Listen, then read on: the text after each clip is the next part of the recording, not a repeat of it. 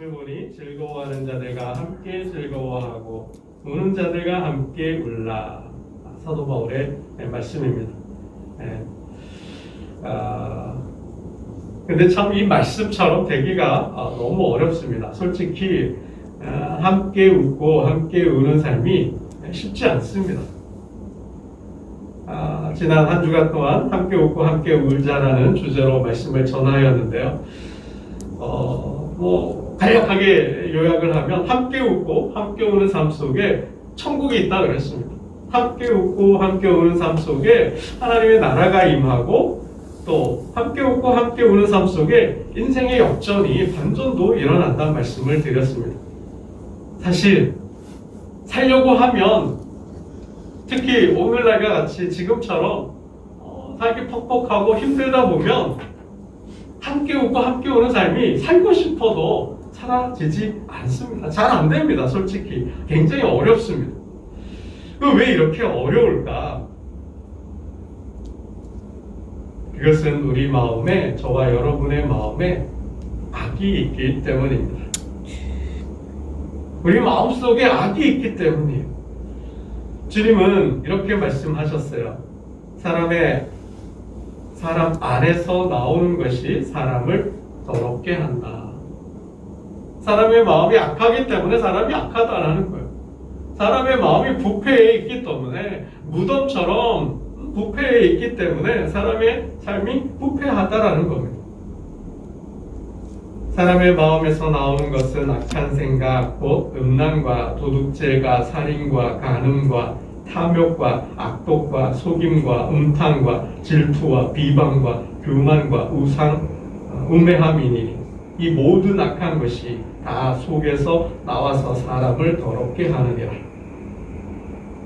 사람의 마음이 이렇게 악한 생각으로 가득 차 있기 때문에 함께 웃고 함께 울지 못한다라는 거예요. 사도 바울은 주님의 말씀을 받아서 이렇게 말씀합니다. 모든 사람이 죄인이다. 모든 사람이 죄인이다 그랬어요.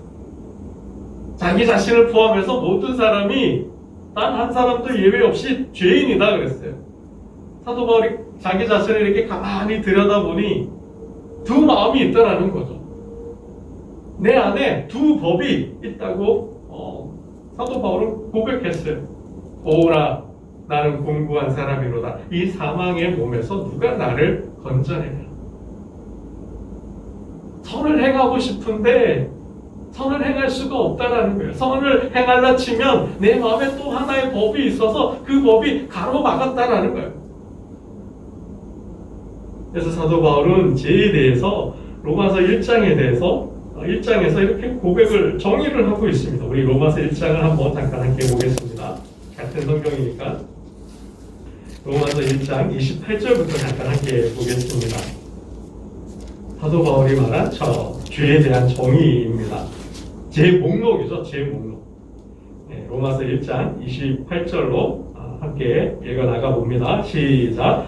또한 그들이 마음에 하나님 그들을 싫어하며 하나님께 그들을 그 상실한 마음대로 내버려 두사 합당하지 못한 일을 하게 하셨으니 곧 모든 불의, 추악, 탐욕, 악의가 가득한 자요 시기, 살인, 분쟁, 사기, 악독이 가득한 자요 수근수근하는 자요 비방하는 자요 하나님께서 미워하시는 자요 능욕하는 자요 교만한 자요 자랑하는 자요 악을 도모하는 자요 부모를 거역하는 자요 32절로 갑니다.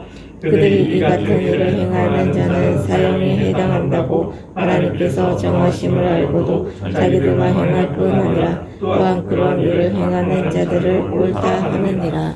사형에 해당한다고 하나님께서 정하셨다라는 거예요.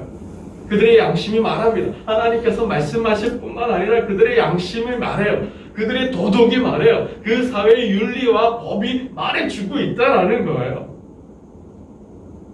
모르지 않다라는 겁니다. 알고 있어요. 그럼에도 불구하고 그러한 일을 자행한다라는 거죠. 자기들만 행할 뿐 아니라 또 뭐해요? 그런 일을 행하는 자들을 옳다 맞다고 맞장구 쳐준다라는 겁니다. 사람의 마음이 그만큼 썩었다는 거, 부패하다라는 거죠. 왜 사람들이 다투느냐? 왜 사람들이 싸우느냐? 그 안에는 싸우는 정욕, 다투는 정욕이 있기 때문이다. 야고보 사도의 말씀입니다. 너희 중에 싸움이 어디로부터, 다툼이 어디로부터 나느냐? 너희 지체 중에서 싸우는 정욕으로부터 나는 것이 아니냐? 다투는 정욕. 싸우고 다투는 이유가 그 마음에 정욕이 있기 때문이라는 거예요. 오직 각 사람이 시험을 받는 것은 자기 욕심에 끌려 미혹됨이니 욕심이 잉태한즉 죄를 낳고 죄가 장성한즉 사망을 낳느니라. 야고보 1장 14절 15절 말씀이에요. 하나님께서 시험하는 것이 아니라 각 사람이 시험을 받는 거예요. 왜 시험을 받느냐? 그 안에, 그 사람 안에 욕심이 있기 때문이라는 거죠. 여러분, 함께 웃고 함께 우는 삶이 힘든 이유가 바로 여기에 있습니다. 사람의 마음이 악하기 때문이에요. 여러분, 우리 사회, 우리 전통에 속담이라고 해야 되나요? 사촌이 땅을 사면 배가 아프다 합니다.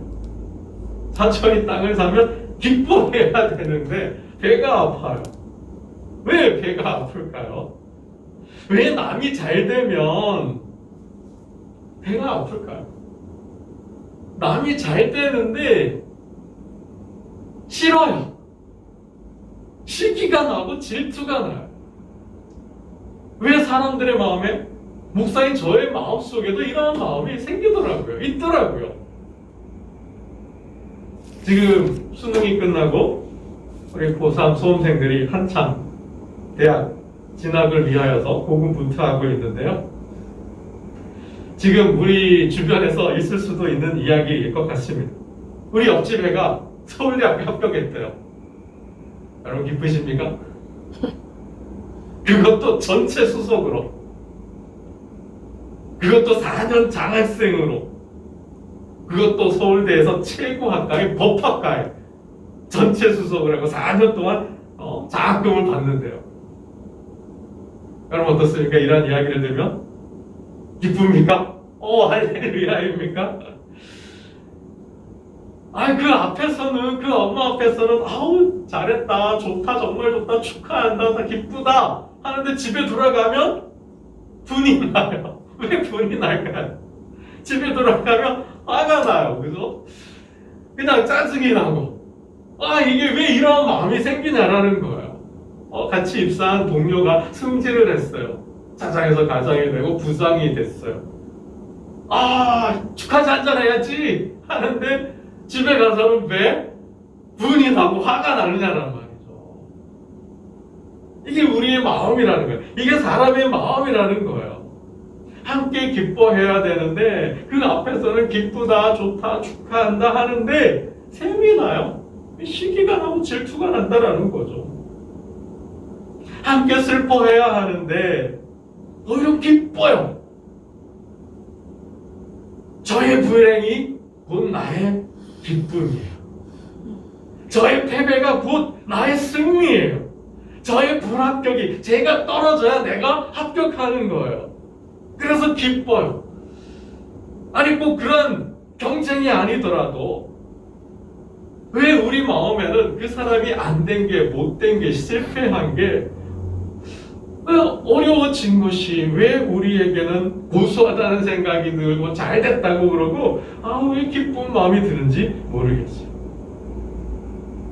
그래서 함께 울고 싶어도 울지 못하고 함께 기뻐하고 싶어도 기뻐하지 못한다는 거예요. 왜요? 두 마음이 있다라는 거예요. 솔직히 기쁜 마음도 있을 수 있겠죠. 솔직히 기쁘기도 해요. 근데 또 한 마음이 있어요. 싫어요. 시기가 나요. 정말 슬퍼요. 안 됐어요. 불쌍해요. 치근해요. 그런데 기뻐요. 이게 우리의 인간의 마음이라는 거죠. 참 요상한 마음입니다. 그래서 사도 바울이 내 안에는 두 마음, 두 법이 있어서 늘 항상 다투고 경쟁한다라는 거죠. 왜 우리의 마음이 이렇게 악할까요? 그 마음에 욕심을 품는다면 그 욕심이 두 마음을 생기게 한다는 거예요. 욕심이 죄를 낳고 그 죄가 사방을 가져온다 말씀했습니다. 여러분, 욕심을 품은 자를 한번 보세요. 내가 욕심이 날 때를 한번 생각해 보세요. 혼자 다 가지려고 하는, 혼자 다 취하려고 하면 절대 나누지 않죠. 여러분, 아이들 싸우는 거 보세요. 왜 싸워요? 장난감 가지고 싸우잖아요. 내 거라는 거죠. 내가 가지고 놀아야 한다라는 거예요. 절대 너와 함께 할 수 없다라는 거죠. 여러분도 먹는 거 가지고도 싸우잖아요. 한 개 더 먹겠다고, 내가 더 먹겠다라는 거예요. 안 주겠다라는 거예요. 너 거 다 먹었으니 떨어져라라는 거예요. 그러니까 욕심이 발동할 때, 욕심이 일어나게 되면 절대 양보가 없어요. 절대 타협이 없죠. 절대 나누는 법이 없다라는 겁니다. 그래서 성경은 탐심이 우상숭배, 하나님과 재물을 겸하여 섬길 수 없다 말씀했습니다. 왜? 혼자 다 가져야 되니까. 혼자 다 취해야 되니까. 사람을 더럽게, 부패하게, 악하게 만드는 것이 뭐예요? 결국 욕심이라는 겁니다. 욕심. 사람이 이 욕심을 품으면 파괴자가 되는 거예요. 이 욕심 때문에 사람이 파괴자가 되는 거예요. 그 사람을 파괴하고요, 그 사람의 인격을 파괴하고 모든 관계를 무너뜨려 버립니다. 존재 자체를 파괴시켜 버려요. 그 인생을 파괴하는 거예요. 그래서 그 욕심이 가난한 자들을 착취해요. 고통받는 자들을 위로하지를 못하고 위로하지 않고 오히려 그 사람들을 절망 가운데 몰아넣는 거죠. 여러분, 욕심 때문에 사울은 다윗을 죽이려 하였습니다. 욕심 때문에 가룟 유다는 스승 예수를 팔아버렸어요. 욕심 때문에 아합 왕은 나봇의 포도원을 빼앗아 버렸습니다. 그리고 그를 죽여버렸어요. 헤롯 왕은 욕심 때문에 동생의 아내를 취합니다. 세리들은 욕심 때문에 돈을 더 거두습니다. 군인들은 욕심 때문에 그 공권력으로 사람들을 발치하는 거예요. 압제합니다. 여러분, 이렇게 욕심은 가난한 자들을, 고통받는 자들을 착취하고 파괴할 뿐만 아니라 그 욕심은 시기가 나고 질투도 나게 해요. 여러분, 한 주님을 모시는 제자들 안에 시기와 질투가 있잖아요. 왜요? 더 높은 자리 가겠다라는 거죠. 더 좋은 자리 가겠다라는 거예요. 내가 저보다 낫다라는 거죠. 내가 더 인기가 있고, 내가 더 실력이 있고, 내가 더 능력이 있다라는 거예요. 나를 따르는 무리가 더 많다라는 거예요. 그러면 내가 더 높은 자리 가겠다는 거죠. 그런 마음을 가지니까 서로 시기에 질투해 분노하잖아요. 야고보와 요한이 주님을 찾아가서 주의 좌편과 우편을 달라 하니 제자들이 듣고 알고 분노했다고 그러지 않습니까? 주님이 예루살렘에 올라가서 이제 인자는 사람들에게 버림을 당하고 십자가에 못 박혀 죽고 장사 지낸다 그러니 베드로가 뭐야? 그런 일이 일어나면 안 된다고 말하는 거죠. 여러분, 이 욕심을 품으면 도전하게 돼요. 공격해요. 여러분, 광야 이스라엘 백성들 모세에게 도전하잖아요. 심지어는 아론과 그의 누이 미리암까지도 모세를 시기하고 질투했어요. 아론과 레위 지파가 모세를 시기하죠. 그래서 뭐야? 공격하잖아요. 어찌하여 하나님이 너와 함께 하느냐, 우리와도 함께 하는 것이 아니냐. 그러면서 250명의 리더들을 모아서 도전하고 공격하잖아요. 왜 사람들이 이렇게 악해져요? 욕심 때문에. 그 욕심이 잉태가 되니까, 마음에 품으니까 시기를 하고 질투를 하고 분노하면서 사람을 파괴해버리는 거죠. 주님은 이 마음을 다스리라 하였습니다. 이 마음을 다스릴 때에, 이 마음을 제거할 때에 불쌍히 여기는 마음이 생기는 줄로 믿습니다. 아멘. 결국 함께 웃고 함께 우는 삶은 불쌍히 여기는 마음, 긍휼히 여기는 마음이 없이는 자비를 절대 베풀 수가 없습니다. 오늘 본문의 사도 바울은 함께 웃고 함께 울기 위해서는 마음이 같아야 한다고 말씀합니다. 우리 15절 16절 말씀을 함께 보겠습니다. 16절 함께 봅니다. 12장 16절 함께 봅니다. 시작. 서로 마음을 같이 하면 높은 데 마음을 두지 말고 도리어 낮은 데 처하며 스스로 지혜 있는 채 하지 말라. 마음을 같이 하는 원 마인드예요. 원 하트예요.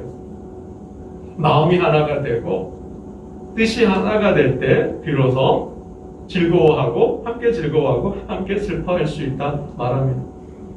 여러분, 사도 바울은 빌립보에 이렇게 말씀합니다. 너희 안에 이 마음을 가지라. 예수 그리스도의 마음이니 그거는 하나님과 본체 신앙, 그렇죠? 하나님과 본체이시지만 그 자리를 내려왔어요. 그래서 낮아지는 마음, 그 하나님의 마음을 비웠어요. 그 자리를 비웠어요. 비우는 마음. 그리고 그것은 뭐예요? 하나님과 동등됨을 여기지 아니하였다. 동등하게 생각하는 마음이 있어야 한다는 거죠.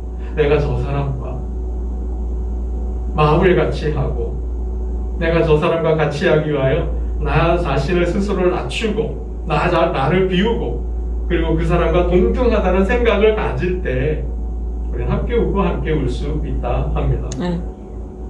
말씀을 맺겠습니다. 다윗은 자신을 죽이려고 하는 사울을 용서하였습니다. 자신과 경쟁 관계에 있던 다윗을 요나단은 사랑합니다.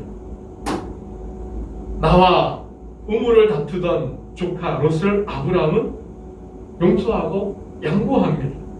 이게 주님의 마음입니다. 이러한 마음은 기도할 때 생기는 줄로 믿습니다. 이러한 마음은 육체의 소욕이 아니라 성령을 따라갈 때 생기는 줄로 믿습니다. 그래야 주님은 말씀합니다. 성령을 받으라. 성령 충만하라. 그리고 자신을 살펴 죄와 사망의 법에서 벗어나 생명의 성령의 법으로 자유케 하라 말씀하십니다. 이렇게 성령의 역사를 통하여 기도함으로 말씀을 따라 순종함으로 악을 이길 때에 선한 역사가 나타나는 줄로 믿습니다. 오늘 새벽을 깨운 저와 여러분이 하나님의 선한 도구가 되어서 교회를 흥하게 하고 맡겨주신 직장과 일터를 든든히 세워가는 저와 여러분 되시기를 주님의 이름으로 축원합니다. 기도드리겠습니다.